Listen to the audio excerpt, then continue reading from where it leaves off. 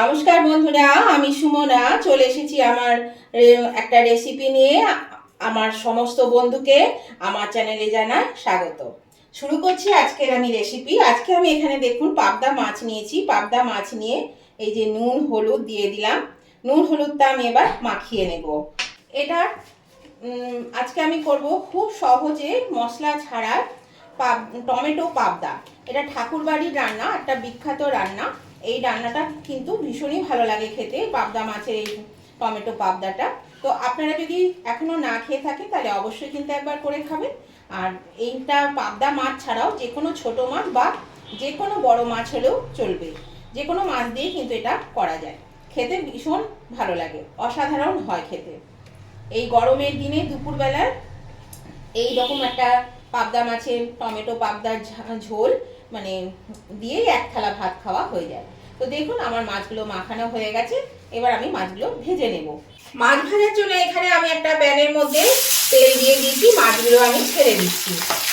এই মাছগুলো ভীষণ ফোটে, সেই জন্য একটু ঢাকা দিয়ে দিলাম। আঁচটা কমিয়ে দিয়ে আমি কিন্তু মাছগুলো উল্টে পাল্টে ভেজে নিলাম। দেখুন মাছগুলো কিন্তু আমি উল্টে দিয়েছিলাম, আবার একবার উল্টে দিলাম। এইভাবে মাছগুলো আমি বাকি মাছগুলো ভেজে নিচ্ছি। এগুলো কিন্তু ভাজা হয়ে গেছে, এর থেকে আর বেশি ভাজার দরকার নেই। এগুলো আমি এবার তুলে নেব। মাছটা আমার কমানো আছে, এবার একটু বাড়িয়ে দিলাম। মাছটা ভাজা হয়ে গেছে, মাছটা আমি তুলে নিচ্ছি। এই দেখুন বন্ধুরা, আমি মাছটা ভেজে তুলে নিয়েছি। এবার এই তেলের মধ্যে, মাছ ভাজার তেলে আমি রান্নাটা করব। এখানে দিয়ে দিচ্ছি হাফ চামচ মতন কালো জিরে। কালো জিরে দিয়ে একটু নেড়ে নেব। আর দিয়ে দিচ্ছি 5-6টা কাঁচা লঙ্কাকে চিড়ে। ঝালটা আপনাদের প্রয়োজন মতো দেবেন। এটা একটু বেশ ভাজা ভাজা গন্ধ উঠলে, সুন্দর একটা গন্ধ বেরোবে। গন্ধটা বেরোলে আমি এর মধ্যে দিয়ে দিচ্ছি রসুন। এখানে 12-14টা রসুনকে আমি কুচি করে নিয়েছি। এই রসুনটা আমি এর মধ্যে দিয়ে দিলাম। এর মধ্যে দিয়ে রসুনটা বেশ একটু ব্রাউন কালার আসা পর্যন্ত আমি এটা ভেজে নেব। আর এখানে আমি 8 পিস মাছ নিয়েছি, সেই 8 পিস মাছের জন্য আমি 12-14 কোয়া রসুনকে দিয়ে দিলাম। আর ঝালটা অবশ্যই আপনাদের পছন্দ মতো দেবেন। রসুনটা দেখুন কালার চলে এসছে। এখানে আমি ছোট ছোট টুকরো করে একটা মিডিয়াম সাইজের টমেটোকে দিয়ে দিলাম। এই টমেটোটা দিয়ে ভালো করে একটু নাড়াচাড়া করে নেব। দিয়ে আমি ঢাকা দিয়ে দিচ্ছি, তাহলে টমেটোটা তাড়াতাড়ি সেদ্ধ হয়ে যাবে। এটা মিনিট 3-4 জন্য আমি ঢাকা দিয়ে দিলাম টমেটোটা সিদ্ধ হওয়ার জন্য। ঢাকনাটা আমি খুলে দিলাম বন্ধুরা। এবার দেখুন টমেটোগুলো কিন্তু সেদ্ধ হয়ে গেছে। টমেটোগুলোকে একটু ম্যাশ করে দিচ্ছি। টমেটোগুলো কিন্তু বেশ সেদ্ধ হয়ে গেছে। এই পাবদা মাছের টমেটো পাবদাটা খেতে এতটাই ভালো লাগে, এই গ্রীষ্মের দুপুরে গরম গরম ভাতের সঙ্গে এটা এক থালা ভাত খাওয়া হয়ে যায়, দারুণ খেতে হয়। তো আপনারাও কিন্তু যদি না করেছেন তাহলে অবশ্যই একবার এইভাবে করে খেয়ে দেখুন, দেখবেন খুব ভালো লাগবে খেতে। আমি টমেটোগুলোকে সমস্ত ম্যাশ করে দিয়েছি। আর এখানে আমি ছোট ছোট 3টে টমেটোকে নিয়েছিলাম। এই টমেটো 3টেকেও আমি পেস্ট করে নিয়েছি, দিয়ে এর মধ্যে আমি দিয়ে দিলাম। আর দিয়ে দেবো এর মধ্যে হলুদ, পরিমাণ মতো একটু হলুদ দিয়ে দিলাম। দিয়ে দিলাম পরিমাণ মতো নুন। আর দিয়ে দিচ্ছি পরিমাণ মতো একটু কাশ্মীরি লঙ্কা গুঁড়ো। আর দিয়ে দিচ্ছি স্বাদ অনুযায়ী একটু চিনি। চিনিটা অপশনাল, আপনারা চাইলে দেবেন, নাহলে কিন্তু দেবেন না। এবার আমি এটাকে ভালো করে আবার কষিয়ে নেব। এই টমেটোটাকে কষিয়ে নেব। নতুন বন্ধু যারা আমার চ্যানেলে নতুন ভিজিট করছেন তাদের কাছে আমার অনুরোধ, যদি আপনাদের রেসিপিটা ভালো লেগে থাকে তাহলে এখনো সাবস্ক্রাইব করে না থাকলে অবশ্যই সাবস্ক্রাইব করে আমার পাশে থাকবেন। আর পাশে থাকা বেলটা অবশ্যই ক্লিক করে দেবেন, তাহলে আমি যখনই আমার নতুন নতুন ভিডিও আপলোড করব সাথে সাথে নোটিফিকেশন আপনাদের মোবাইলে পৌঁছে যাবে। আর সবার আগে আপনারা আমার ভিডিও দেখতে পাবেন।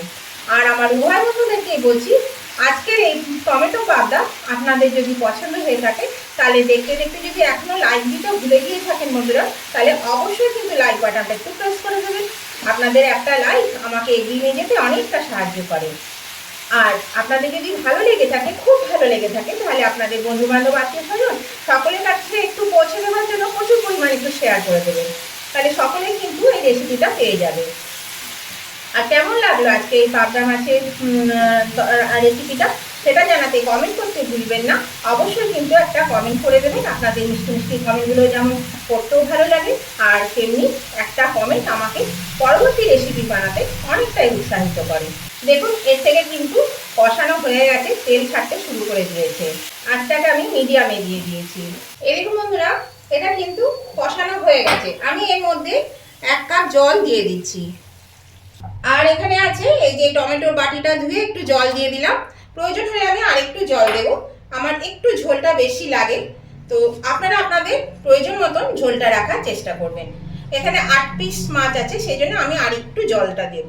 এখানে আমি আর হাফ কাপের মতন জল দিয়ে দিলাম। গ্যাসে আঁচটা বাড়িয়ে দিলাম, এবার ঝোলটা ফুটতে থাকবে। এরকম বন্ধুরা 2-3 মিনিট ঝোলটা ফুটে গেছে। আমি এবার এর মধ্যে মাছগুলো দিয়ে দিচ্ছি। ঠাকুরবাড়ির এই টমেটো পাবদা আজকে আপনাদের কেমন লাগলো বন্ধুরা, সেটা কিন্তু লাইক শেয়ার কমেন্ট করে জানাতে ভুলবেন না। অবশ্যই কিন্তু লাইক শেয়ার কমেন্ট করে জানিয়ে দেবেন এই রান্নাটা আপনাদের কেমন লেগেছে। আর আপনারাও কিন্তু একবার এইভাবে করে খেয়ে দেখুন, দেখবেন খেতে কিন্তু ভীষণই ভালো লাগবে। দেখুন এটা কিন্তু হয়ে গেল মশলা ছাড়া। কত তাড়াতাড়ি কত সহজেই কিন্তু এই রেসিপিটা বানানো যায়, আর এটা খেতেও খুব ভালো লাগে। একদমই মশলা নেই, মশলা ছাড়া রেসিপি কিন্তু খেতে দুর্দান্ত হয়। ভাবছেন মশলা ছাড়া কেমন হবে, কিন্তু খেয়ে দেখবেন, খেতে কিন্তু খুব সুন্দর হয়। এটা হয়ে গেছে। এবার আমি এর মধ্যে কিছু ধনে পাতা আমি দিয়ে দিচ্ছি উপর থেকে। গ্যাসটা আমি এবার অফ করে দিচ্ছি, আর এটা আমি নামিয়ে নেব। আমি একটা ডিশের মধ্যে মাছটা তুলে নিচ্ছি।